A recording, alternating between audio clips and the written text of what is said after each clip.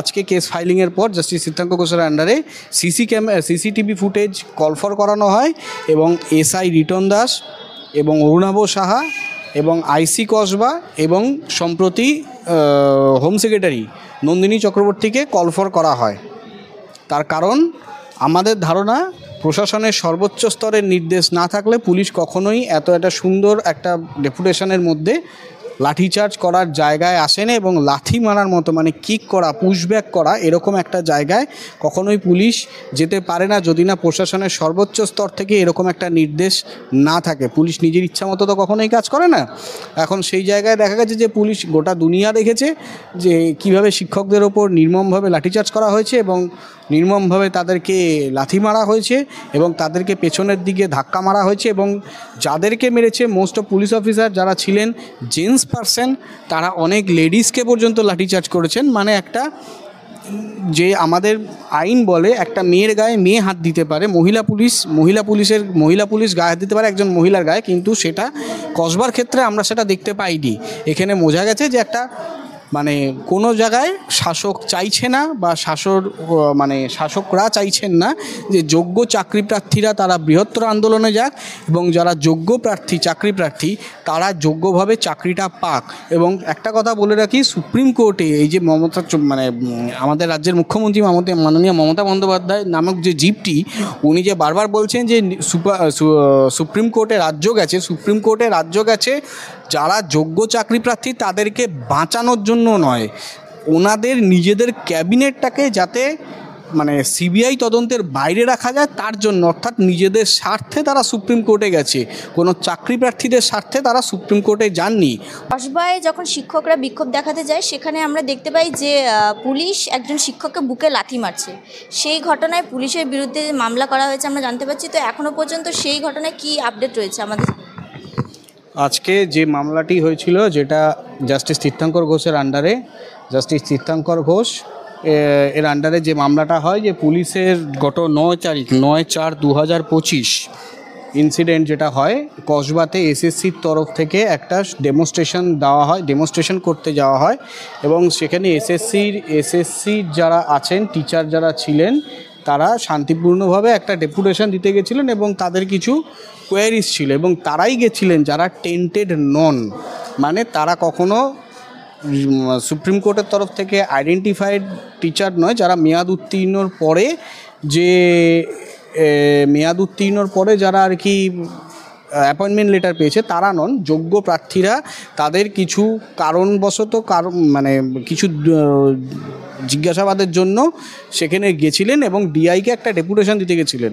ঘটনাচক্রে সেখানে without any kind of provocation কোনো রকম এটা একটা শান্তিপূর্ণ ডেপুটেশনের কর্মসূচি ছিল, কিন্তু সেই জায়গায় দাঁড়িয়ে পুলিশ অনৈতিকভাবে বা বেআইনিভাবে লাঠিচার্জ এবং পুশব্যাক করেন এবং তাকে কিকটো করা হয়। কিছু পুলিশ অফিসার যার নাম ছিলেন এসআই রিটন দাস, এসআই অরুণাভ সাহা, যাদেরকে কিনা এই আজকে কেস ফাইলিংয়ের পর জাস্টিস সিদ্ধাঙ্ক ঘোষের আন্ডারে সিসিটিভি ফুটেজ কল ফর করানো হয় এবং এসআই রিটন দাস এবং অরুণাভ সাহা এবং আইসি কসবা এবং সম্প্রতি হোম সেক্রেটারি নন্দিনী চক্রবর্তীকে কল ফর করা হয়। তার কারণ আমাদের ধারণা প্রশাসনের সর্বোচ্চ স্তরের নির্দেশ না থাকলে পুলিশ কখনোই একটা সুন্দর একটা ডেপুটেশনের মধ্যে লাঠিচার্জ করার জায়গায় আসে না এবং লাথি মারার মতো মানে কিক করা পুশব্যাক করা এরকম একটা জায়গায় কখনোই পুলিশ যেতে পারে না যদি না প্রশাসনের সর্বোচ্চ স্তর থেকে এরকম একটা নির্দেশ না থাকে। পুলিশ নিজের ইচ্ছা মতো তো কখনোই কাজ করে না।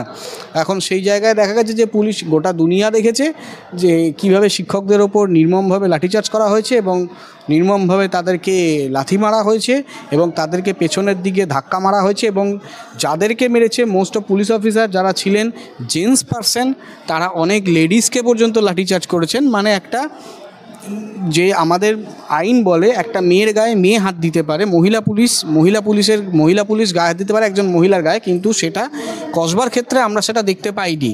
এখানে বোঝা গেছে যে একটা মানে কোনো জায়গায় শাসক চাইছে না বা শাসকরা চাইছেন না যে যোগ্য চাকরি প্রার্থীরা তারা বৃহত্তর আন্দোলনে যাক এবং যারা যোগ্য চাকরি প্রার্থী তারা যোগ্যভাবে চাকরিটা পাক।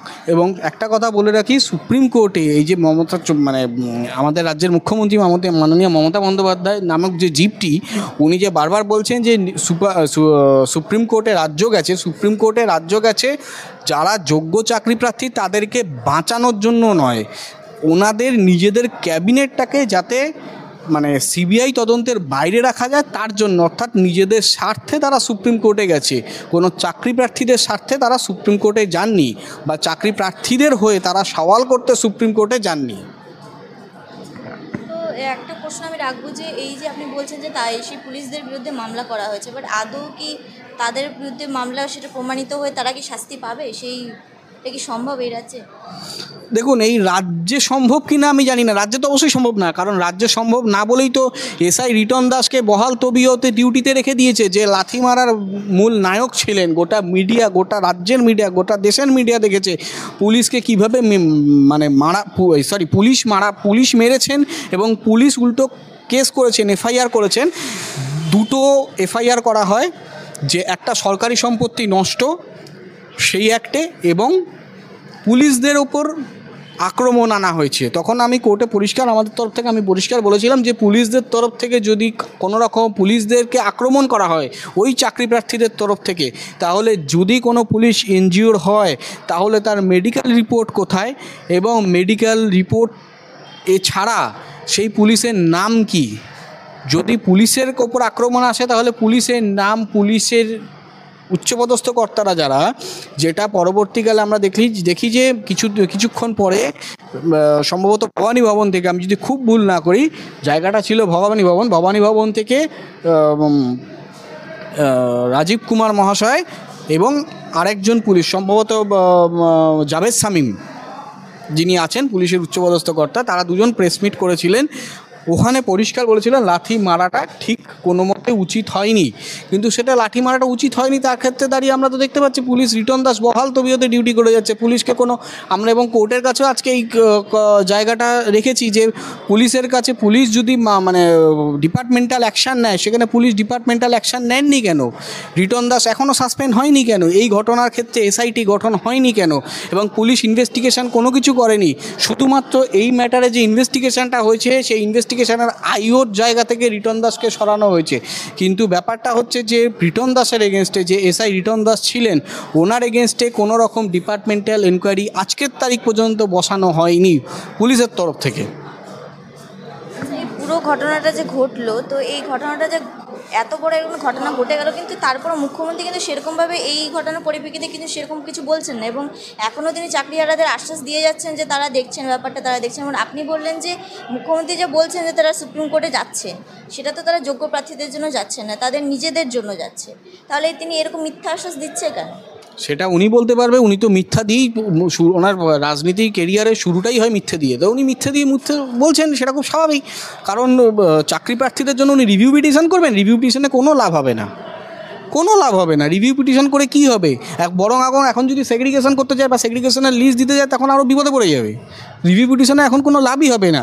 ও তো রিভিউ পিটিশনের মানেই বোঝে না রিভিউ পিটিশন বলে দিচ্ছে। রিভিউ পিটিশনের মানে তো সুপ্রিম কোর্টে যারা জাস্টিস আছেন বা চিফ জাস্টিস আছে, তাদের নিজেদের চেম্বারে সেই জিনিসটা নির্ধারণ করবে, তাতে তো কোনো লাভ কিছু হবে না।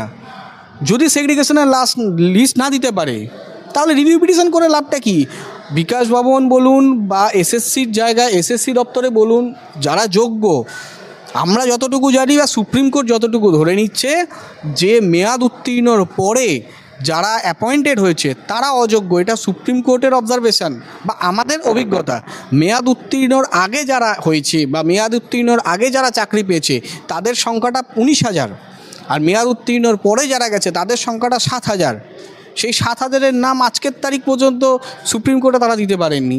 এখন তারা কি দেবেন? সুপ্রিম কোর্টে যখন তারা গেছিলেন কী বিষয় নিয়ে গেছিলেন? সুপ্রিম কোর্টে তারা একটা জিনিস করেছিলেন যে সুপার নিউমেরি পোস্ট ক্রিয়েট করে যে 7,000 চাকরি করানো হয়েছিল, অ্যাপয়েন্টমেন্ট দেওয়া হয়েছিল, সেটা যে ক্যাবিনেটের টোটাল ক্যাবিনেটটাকে সিবিআই ইনভেস্টিগেশনের আন্ডারে আনানোর জন্য প্রেয়ার করা হয়েছিল, সেইটাকে বাঁচানোর জন্য সুপ্রিম কোর্টে গেছিলেন।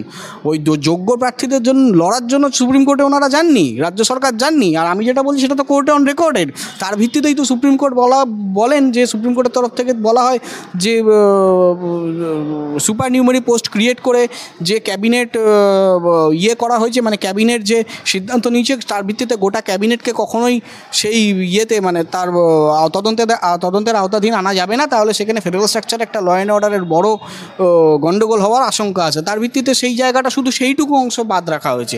বাকি তো এসএসসি দুর্নীতিতে যেমন সিবিআই চলছে সেমন সিবিআই চলবে। তারা তাদের নিজেদের ক্যাবিনেটটাকে বাঁচাতে সুপ্রিম কোর্টে অ্যাপিয়ার করেছিলেন, আর কিছুই না। আচ্ছা, বারবার করে একটা প্রশ্ন উঠে আসে যে যোগ্য অযোগ্য আলাদা করা যাচ্ছে না, কিন্তু অন্যদিকে দেখা যাচ্ছে যে যোগ্যরা এই ওয়াই চ্যানেলে এখানে ধর্ণা দিচ্ছেন, তারা দিনরাত এক করে খোলা আকাশের নিচে বসে আছেন। অথচ কিছুদিন আগে আমরা দেখলাম যে অযোগ্য প্রার্থী যে বিধায়ক কন্যা ছিল, সে যে অযোগ্য সেটা তো প্রমাণিত, সেও এখন রাস্তায় মিছিল করছে, নামছে। তো যোগ্যরাও এখন রাস্তায় আছে, অযোগ্যরাও রাস্তায় আছে। তো একটা প্রশ্ন হচ্ছে যে চোরেরাও চুরির এগেনস্টে এখন কথা বলছে। অবশ্যই চোরেরা চুরির এগেনস্টে না, চোরেরা তাদের চুরিটাকে ঢাকতে। কারণ তাদের বক্তব্য হচ্ছে আজকে পরেশ অধিকারী, যিনি এটা মানে প্রুভড হয়ে গেছে আজকের তারিখে যে পরেশ অধিকারী ও অঙ্কিত অধিকারী যে টাকা দিয়ে চাকরি পেয়েছেন, তো আজকে তাদের নামার তো কোনো যৌক্তিকতা নেই। তাদের নামার যৌক্তিকতা কোথায়? তৃণমূলের নামার যৌক্তিকতা কোথায়? আমি টেকনিক্যাল জায়গাটা যদি পরিষ্কার ক্লিয়ার করা যায়, যে টেকনিক্যাল জায়গাটা এখন বর্তমান শাসক দলে বিরাজমান হচ্ছে তৃণমূল সরকার। তৃণমূল সরকার আন্দোলনে কার বিরুদ্ধে নামছেন? জুডিশিয়ারি সিস্টেমের বিরুদ্ধে। ওনাদের হাতে তো সমস্ত তথ্য আছে। মাদার ডিভাইসটাও তো ওনাদের হাতে আছে, ওএমআর শিট ওনাদের হাতে আছে, মিরর শিট ওনাদের হাতে আছে। সিবিআইয়ের তরফ থেকে যে মাদার ডিভাইসটা হ্যান্ডওভার করা হয়েছিল সেটা তো ওনাদের হাতে আছে। তাহলে ওনারা তো চাইলেই সেটা পাবলিশ করতে পারেন, ওনারা তো চাইলেই সেটা অনায়াসে যোগ্য অযোগ্যর তালিকা তৈরি করতে পারেন। ওনাদের তো রাস্তায় নামার কোনো প্রয়োজনই নেই। ওনারা বোকার মতো রাস্তায় নামছে, বোকার মতো না, মানুষকে আইওয়াশ করানোর জন্য রাস্তায় নামছে, আর কিছুই না। দুর্নীতিকে চাপতে একটা মানে জাতের নামে বজ্জাতি করে একটা দাঙ্গা লাগানোর চেষ্টা করা হচ্ছে। গোটা পশ্চিমবঙ্গ জুড়ে এই আবহাওয়া তৈরি করা হচ্ছে। এটা দুর্নীতিটাকে ধাকা দেওয়ার জন্য স্বাস্থ্যক্ষেত্র, শিক্ষাক্ষেত্র সব জায়গা থেকে দুর্নীতি হয়েছে, আপনারা দেখেছেন। এবং এটাকে ঢাকার জন্যই শাসক দল করে বেড়াচ্ছে, এটাই তাদের এখন এজেন্ডা। আর এটা তাদের রাস্তায় নামছে তার কারণ একটাই, তার কারণ হচ্ছে দুর্নীতিকে ঢাকতে হবে। এসএসসি সেগ্রিগেশন যদি করতে পারতেন তাহলে তৃণমূল সরকার খুব ভালোভাবে করতে পারতেন, করতে পারেননি, দিতে পারবে না, দিতে গেলে বিপদে পড়ে যাবে।